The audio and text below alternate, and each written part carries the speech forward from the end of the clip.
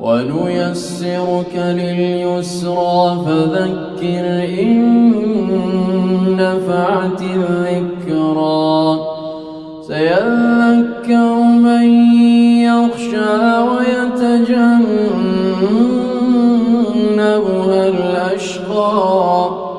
الذي يصلى النار الكبرى ثم